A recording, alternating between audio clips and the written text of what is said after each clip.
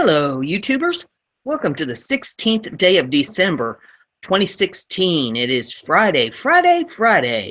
This is the first episode of 2 that I will be doing for you today. And I have 6 articles in this that have to do with politics. So if you're triggered by politics, then you probably need to get out of here now and wait for the next episode. But we got some good news here, so I hope you stick around. The first one I have is off of Conservative Daily Post, and it says 6 Republicans who took secret payment from Clinton to destroy Trump. Every day, the job of president-elect seems to become more danger-filled for Donald Trump. It can honestly be said that it looks like the entire establishment is out to destroy his presidency before it even gets off the ground. As we have said for months, all signs are pointing to Hillary Clinton working behind the scenes to further this coup. Today's revelation is nothing less than a bombshell in a swamp that is our U.S. government in Washington. With the curtains pulled back, it's now clearly precisely what has happened. Tragically, new evidence has emerged that shows that despite their public differences, both parties are largely different shades of the same corrupt mud. The new information from WikiLeaks is about to shake up the political world. Those questions are Republicans in name only, or rhinos, an email from John Podesta to Huma Abedin that was released as a document number 1078645 is about to turn the speculation that certain prominent Republicans who opposed Donald Trump into the truth that they were, in fact, not just disloyal to Trump and the party, but were on Hillary Clinton's payroll. The email sent in July this year describes how funds were being diverted from Clinton's campaign to the super PACs of Jeb Bush, Carly Fiorina, and John Kucinich. According to the email, JBCF and JK PACs will be noticeably silent for the rest of the campaign. Each will receive a significant allowance from the advertising budget. HRC is in the loop and has talked to all 3 personally, eyes only. Other emails that surfaced but do not refer to anything other than title have also surfaced that raised eyebrows. It seems at a glance that the Clinton Foundation, or as I'm calling it, the Pantsuit Mafia, has bought off several key members of the Republican Party to push the Clinton agenda, such as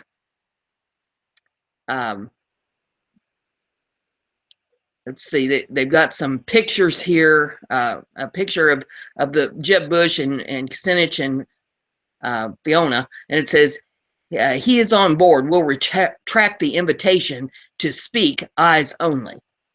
It says this email was dated days before Speaker of the House Paul Ryan withdrew the invitation to Donald Trump to speak at an event in Wisconsin. Even though we do not have the smoking gun to say it was him, no other logical conclusion can be assumed. Other emails hint at the money being moved to Republican elected officials in the House and Senate. For instance, FEC reports show that 2 large donations from PACs and private sources in early October went to John McCain right after he attacked Trump, publicly criticizing Trump.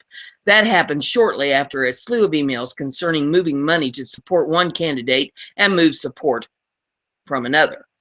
Shortly thereafter, his challenger in the tight race, Kirkpatrick, lost several key donors and money to and support lessened from the DNC and the DSCC in the last few weeks of the race.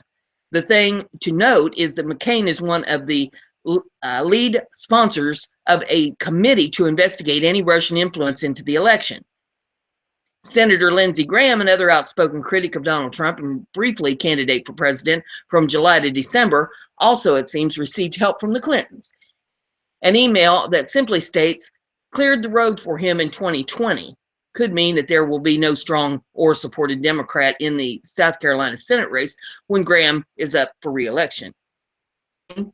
Graham has publicly called for a look into the Russian influence in the election. There were a lot of politicians who were opposed to Donald Trump. These in particular all share a common bond. However, Trump stage in front of hundreds of millions of people around the world. This is more than just politics or conscientious objecting This was revenge. Revenge. This is out and out treason. Our representatives took an oath to support our Constitution and its law for our benefit, not theirs. This is why gridlocks is prevalent in D.C. The treachery and the corruption are on both sides of the coin. Unfortunately, there is no way of knowing who the true Republicans are and who are the ones that are the fronts for the Clinton machine and the pantsuit mafia. The number of emails is too overwhelming to easily sift through them all to find all of the turncoat rhinos. We must be vigilant that have sold their souls for power. The only hope of the Clintons anytime soon rests in the audit carried out by the IRS. Behold, in recent days, there is a call to impeach the commissioner of the IRS. Interesting times we live in, to be sure.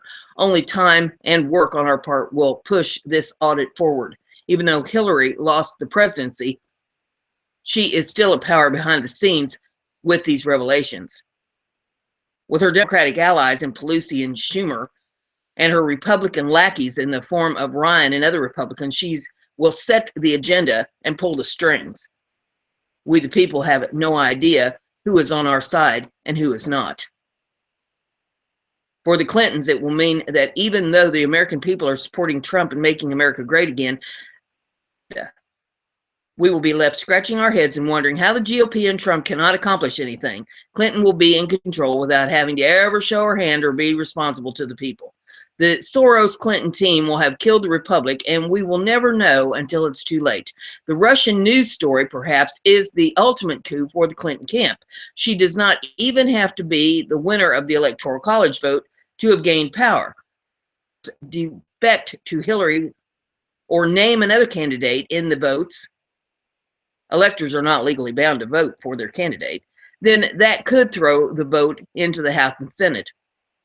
The suspicious part of this simply is on January the 20th, a new president will be inaugurated. The Constitution in the 25th Amendment spells out the line of succession if there is still not a picked president. The vice president shall become president, Kane or Pence. If the Senate has not picked a vice president by noon on the 20th, the Speaker of the House shall become president. Coincidence? The Roman Republic lasted for centuries in the hands of the people before falling to become the Roman Empire. That change did not happen by a foreign invasion or foreign intrigue. No barbarian or forceful enemy defeated that republic over 2,000 years ago. It was defeated from the inside by the treachery of the Senate and the blood of slain Julius Caesar. Stabbed in the back by the men he thought were his allies, Trump is facing the same treachery. In the coming days and months, without our help and diligence, President Trump may also be gasping at 2. Paul. The next article I have for you is off of Natural News, and it is entitled Electoral Voters Now Subjected to Brutal Wave of Death Threats and Intimidation, PSYOPs, Faithless Voters Being Coerced to Throw the Election. If a thug points a gun at your head, hands you a piece of paper and says, sign this contract, is this contract legally binding? Of course it isn't.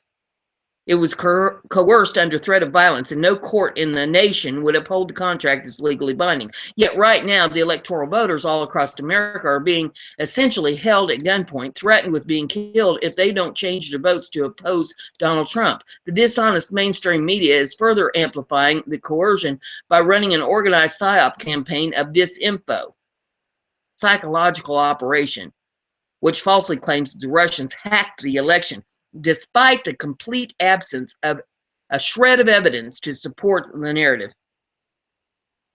The Russian hack conspiracy delusion has already been completely discredited. It turns out the DNC emails were leaked by a Democrat insider who supported Bernie Sanders. The hunting over the emails took place in a wooded area in Washington, D.C., and had nothing whatsoever to do with the Russians. Electors around the country are being harassed with a barrage of emails, phone calls, and letters, and even death threats in an effort to block Donald Trump from being voted in as president by the Electoral College on Monday. reports the New York Post today. The New York Post also reports of GOP electors being badgered have been reported in numerous states, including Georgia, Idaho, Tennessee, Arizona, Utah, and Michigan. And I will interject here. Also, I heard that one of our electors in Indiana was harassed today as well. For Michael Benarian, a senior at Oakland University in Michigan and a Republican elector, the harassment comes with a dark side. He said he's getting death threats by email, snail mail, Twitter, and Facebook. Somebody threatened to put a bullet in the back of my mouth, Benarian, age 22, told the Post on Wednesday. What you may not know is that these death threats are a coordinated campaign to threaten electoral voters into throwing the election, yet the very essence or the very existence of such persistent coordinated death threats means that we the people must correct the electoral votes, knowing that many such votes will be cast under the threat of being killed. Thus, electoral votes cast under the threat of violence are not legally binding. They may be reclaimed by the courts and corrected to represent the will of the voters in their states. In essence, the political left, organized by international terrorist money man George Soros and the people with ties to both the White House and Hillary Clinton, has psychologically kidnapped the electoral voters, and they're demanding a kind of ransom or they will be killed. That ransom is a vote for anyone other than Donald Trump. In other words, this is a political mugging where the radical left is holding a gun to their heads and saying, your vote or your life. And if they manage to switch 37 electoral votes through such death threats, the left will declare a victory for America, proclaiming the very people they threatened with being killed as heroes for saving the country. Unbelievable, isn't it? This is right out of the Kim Jong-un playbook for how to run a brutal dictatorship, which is probably why the radical left loves it so much. If you do what they want, you're heralded as a national hero. If you don't do what they want, you get a bullet in the head. This reality is the way liberals exert power, by the way, which is precisely why the DNC leaks happened in the first place. Some Bernie Sanders supporters are so angry at the Clinton collusion and corruption, they decided to expose the DNC by handing over leaked emails to WikiLeaks. The Democrats only have themselves to blame for losing the election because the truth came out. What these tactics reveal is how lawless Democrats have no respect whatsoever for the laws of this nation, acting as crybullies and domestic terrorists if they don't get their way, and they threaten to shoot everybody who disagrees with them. Sound familiar? Look up the history of China's Cultural Revolution. That's the kind of behavior we see from totalitarian dictators in places like Cuba, North Korea, or communist China. And it's perfectly aligned with the tyrannical philosophy of the political left. If they don't get their way, they threaten to kill everyone who opposes them. I've got news for those who espouse such threats of violence, coercion, and lawlessness. We, the people, will stop you by invoking the Second Amendment to protect the Republic. And after we stop you, we will imprison you and charge you with crimes of treason. From here, the courts can decide what punishment is appropriate. Once President Trump is sworn into office, I hope he unleashes a massive investigation into all those who made death threats against the electoral voters. Those individuals must be arrested, imprisoned, and charged with serious felony crimes, including sedition. Putting a gun to the heads of electoral voters is a very serious thing. It threatens the sanctity of the entire republic. Such threats cannot go unpunished. In observing all this, I've come to realize the radical left is going to push America into a civil war. But I also believe a civil war won't last very long because the left will be very quickly defeated by a combination of police, military, and armed American patriots fighting alongside law enforcement. It turns out all those FEMA camps will come in handy after all. That's where we can put all the left-wing terrorists and traitors who tried to, but failed to, overthrow the country. There we'll pump in broadcasts of Sean Hannity and Michael Savage until we break the NLP. hypnosis programming the left-wingers have been subjected to for the last 8 years under Obama, master of linguistic subterfuge. Over time, some of them might be rehabilitated to the point where they can rejoin society as sane, rational citizens instead of the mentally ill crybabies they are today. After all, we want to help those people heal their mental illness wherever possible, unlike the radical left, which wants to kill everybody they don't agree with. Conservative Americans are far more interested in saving lives and uplifting our fellow brothers and sisters, no matter what sort of psychological trauma they were subjected to by CNN, the Washington Post, and the New York Times. Remember, the same kind of psyop the media is running right now against the electoral voters has been pursued for years against liberals and progressives. That's why they are so traumatized by reality. They've been poisoned, programmed, hypnotized, traumatized by the left-wing media for as long as they can remember. It's time to finally set all Americans free from the psychological prisons they have been, or that have been built for them by the corrupt political left. That effort begins anew on January the 20th of 2017, which is precisely why the radical left is planning to stage a mass uprising on that day. The last thing the left wants is Americans who aren't subjected to a daily dose of left-wing propaganda. The next article I have for you is off of usnews.com, and it says anti-Trump activists plan road-blocking cluster F for inauguration. A Republican was elected president after losing the popular vote. George W. Bush's inaugural parade turned into a tunnel of tunnel of booze and rude signs as eggs and some protesters flew over security fences toward the motorcade.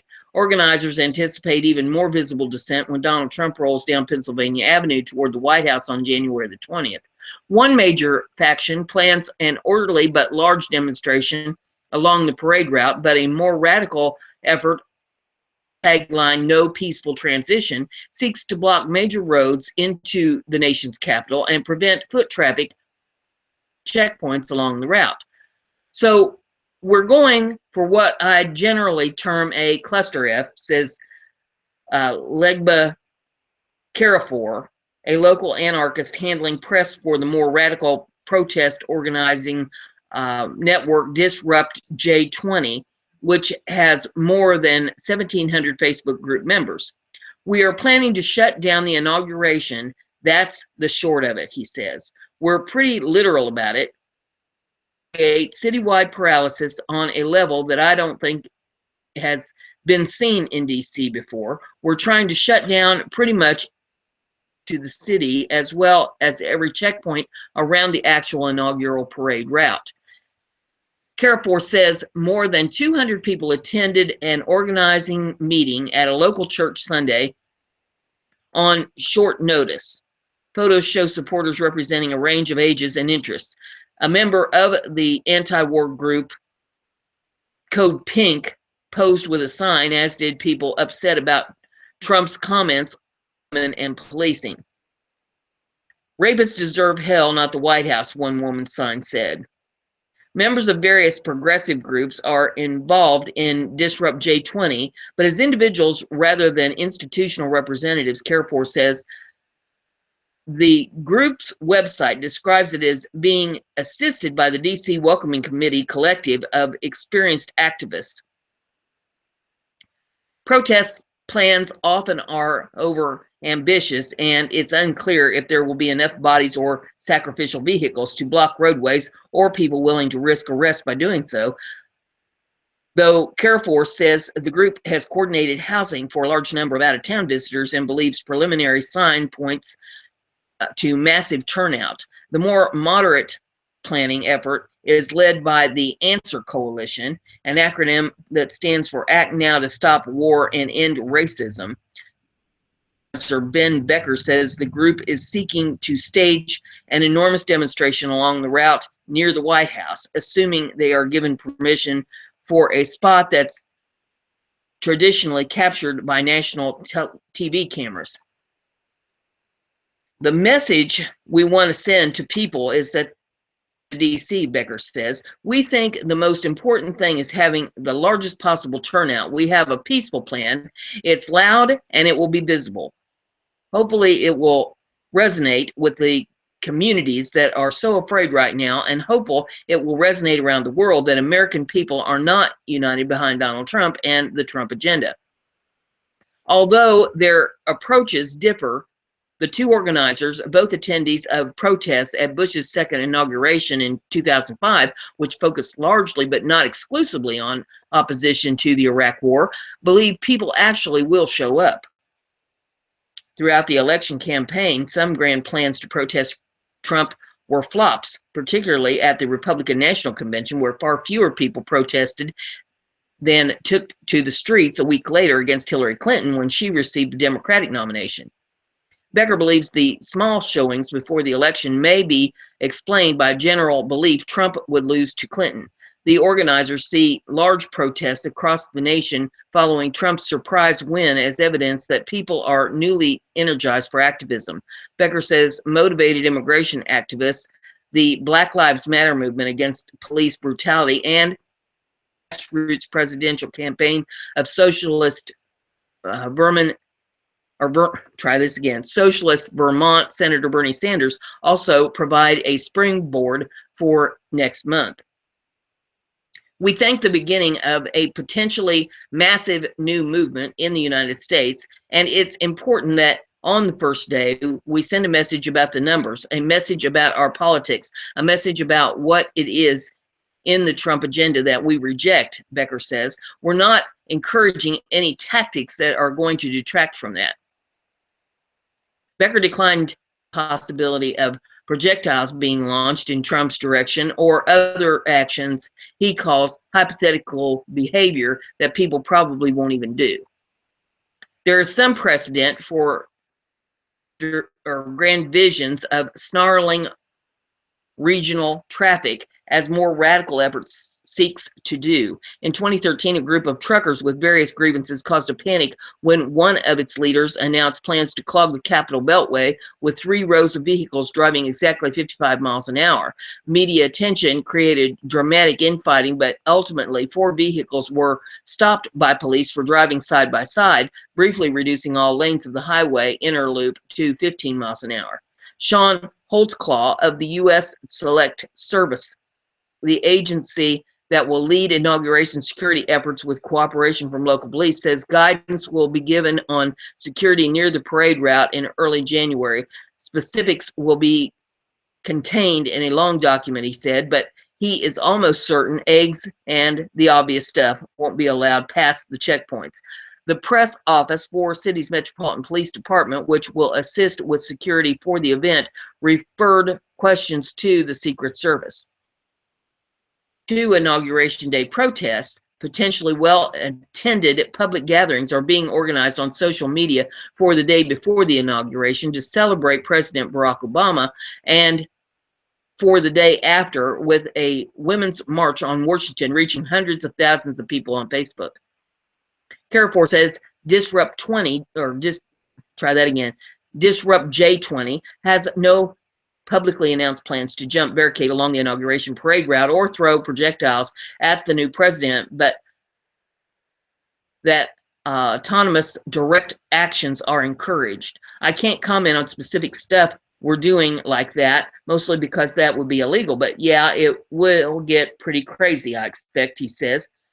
Have fun, I say.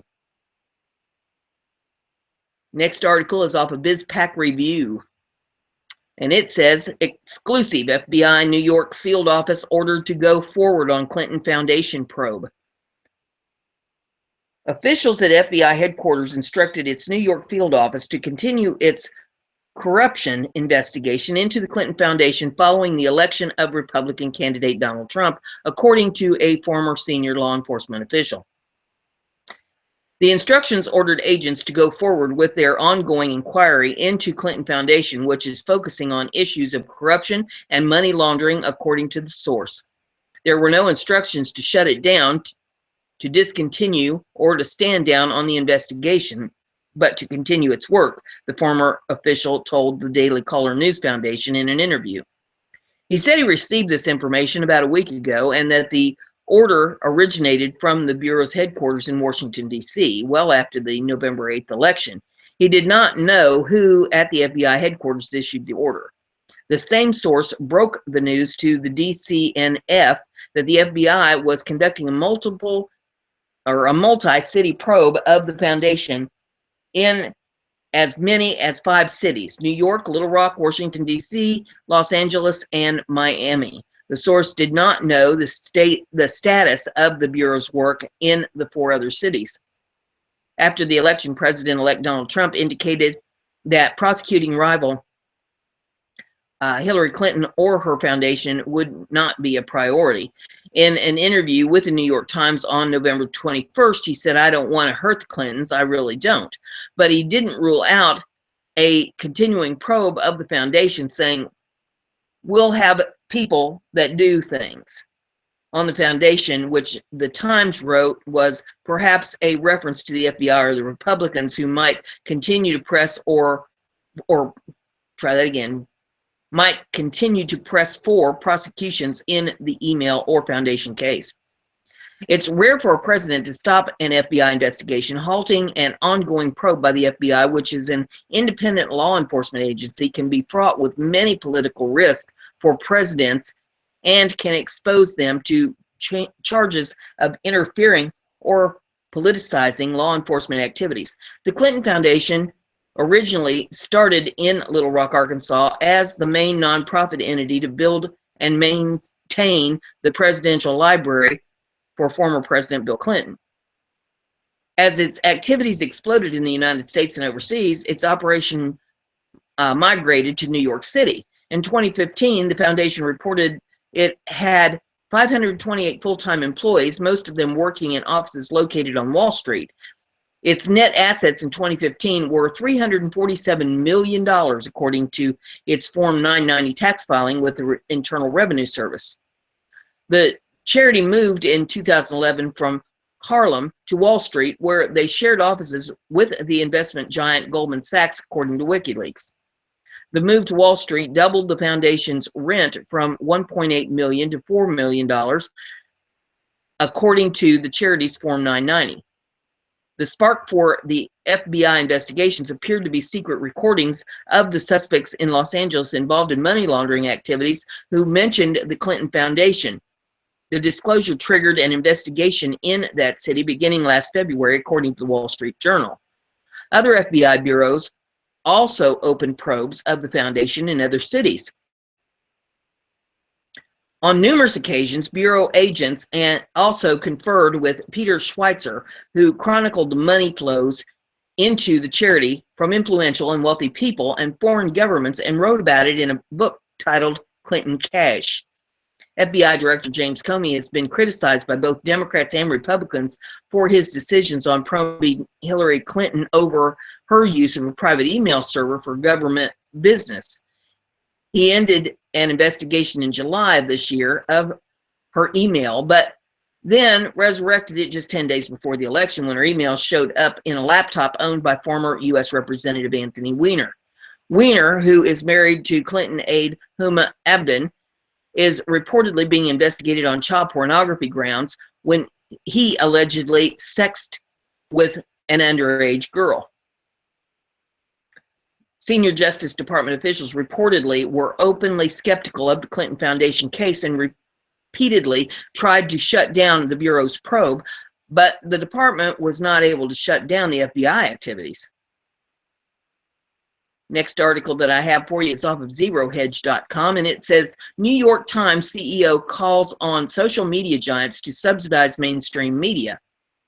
Print media in the United States is now largely a failed business model that has been in secular decline for years. While print media's failure is largely attributed to technological shifts that have changed consumers' media consumption behaviors, we would argue that biased reporting and a complete lack of journalistic integrity at many real news outlets facilitated the decline.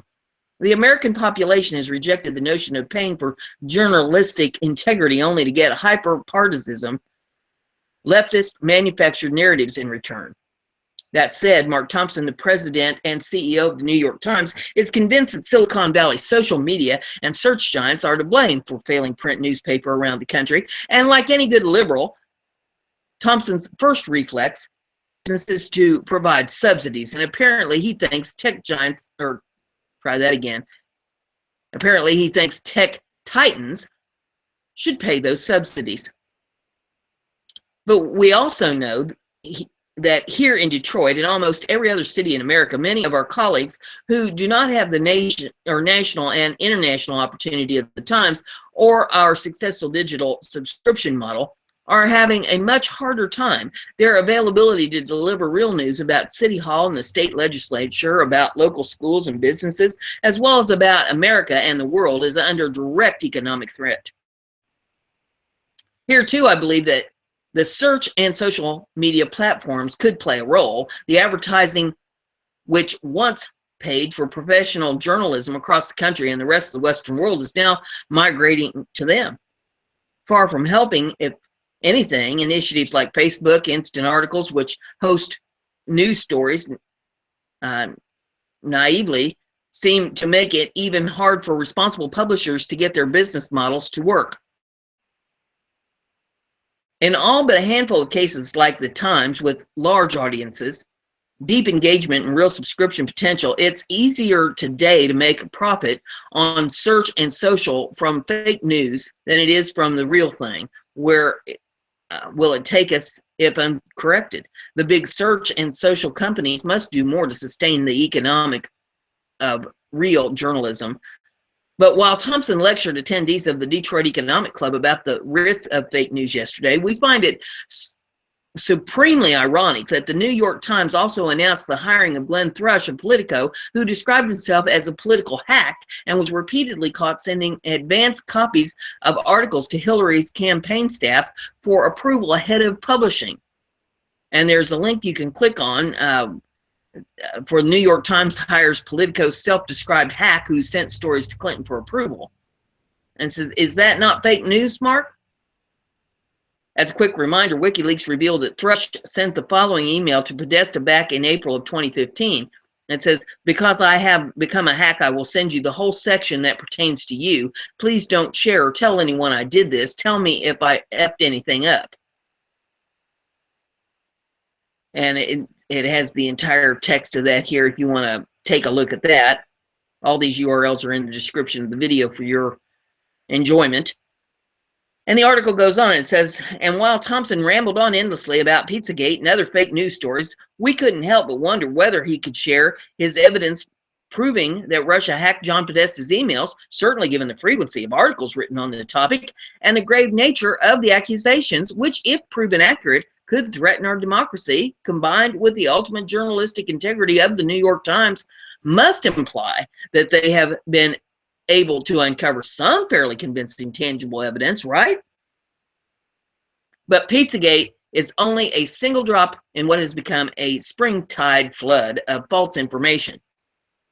Fake news is not new. The spreading false rumors for political advantage, for pure malice, or just for entertainment is as old as the hills. Supermarket checkout magazines have been assuring us for decades that Elvis never died at all and is alive and well, eating unhealthy snacks inside a replica of the Sphinx on the surface of Mars. And yet, what's happening now feels different. Whatever is other culture and social merits, our digital ecosystem seems to have evolved into a near perfect environment for fake news to thrive. In addition to enthusiastic domestic myth makers, it's easy for hostile foreign governments and their proxies not just to initiate a fake news cycle. It is now widely accepted that it was Russian hackers who broke into John Podesta's emails and gave them to WikiLeaks, beginning the chain of events that led to Pizzagate, but to intensify it, and on occasion even to manage it with armies of human trolls and cyber bonnets. This is a form of what the military calls black psyops. In other words, covert psychological operations. Sorry, Mark. Just like Hillary Clinton lost Hillary Clinton, the 2016 presidential election, not fake news, Russia or James Comey. The New York Times destroyed the New York Times business model. As far as I'm concerned, it's one of those deals where they just don't want to take responsibility for their actions. It appears to be a liberal epidemic. Next article is off of BizPac Review. It says General Kelly, big brass border bound. Media speculation about what President-elect Donald Trump will do regarding immigration is rampant. Let's be frank, much of the reporting is irresponsible. Trump has eliminated his immigration campaign rhetoric that promised an aggressive stance on deporting illegal immigrants. Instead, he's repeatedly stated that his first priorities are deporting criminal aliens and securing the border. After that, Trump said he would decide what to do about the remaining illegal immigrants. As for the dreamers, said, we're going to work something out that's going to make people happy and proud. Nevertheless, press panic continues unabated. Whatever immigration solution Trump may come up with, one thing is crystal clear. Incoming Department of Homeland Security Secretary John Kelly, who once correctly called DC politics a cesspool, and incoming Attorney General Jeff Sessions are proof that enforcement is on the way. Enforcement is a tough pill for immigration advocates to swallow. They successfully cowed previous DHS secretaries Janet Napolitano, and as well as attorneys General Eric Holder and Loretta Lynch. They'll have no such luck with Kelly and Sessions. The Open Borders lobby has been on a mostly uninterrupted 50-year winning streak since the 1965 Impact Act. But now that Kelly and Sessions are in, the non-enforcement era is over. But the challenges they face are enormous. Since four-star General Kelly served as head of the U.S. Southern Command from 2012 to 2015, strengthening the borders is a logical place for him to start. In his 2015 testimony to the Senate Armed Services Committee, Kelly said that criminal human smuggling networks and drug cartels could facilitate the movement of terrorists. Kelly added the border is, if not wide open, then certainly open enough to get what the demand requires inside of the country.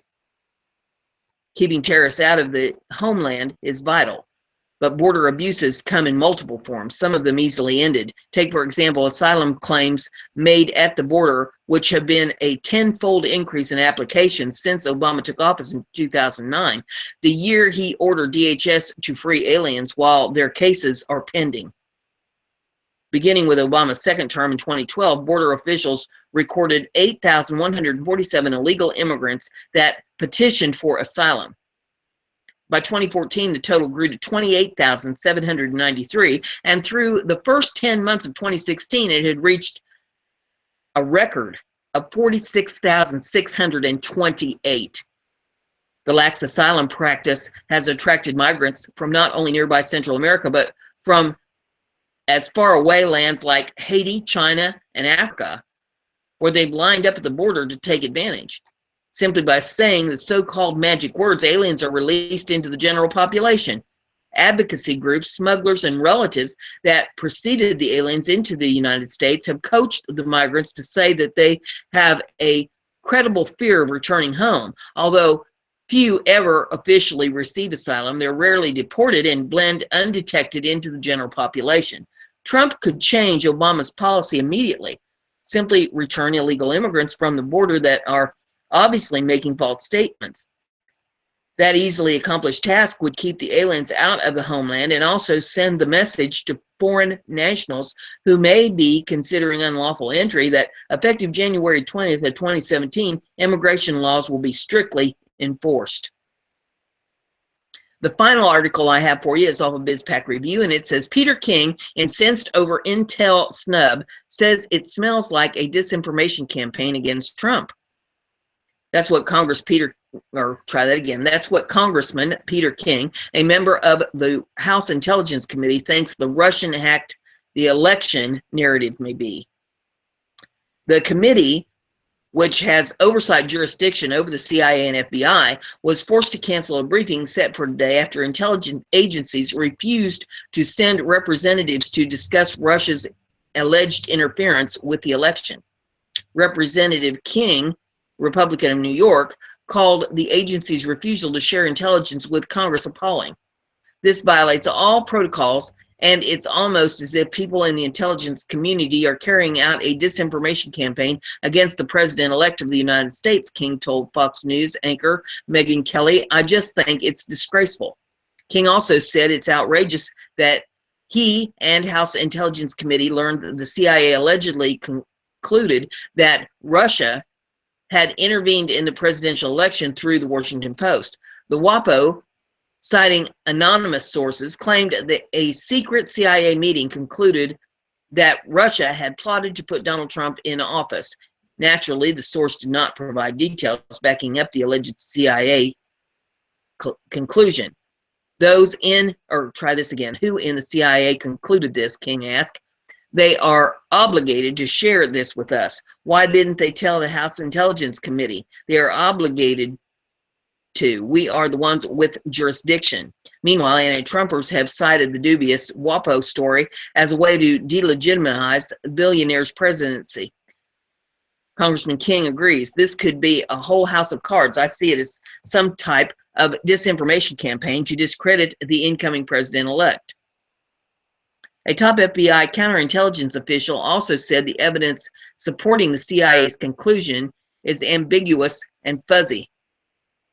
On Monday, CIA veteran urged the public not to rush to judgment, citing lack of concrete or sufficient evidence. My main concern is that we will rush to judgment, said Natabakos, a former senior CIA counterterrorism officer. The analysts need to be cohesive and done the right way. And that concludes this episode. I'll see you on the next one.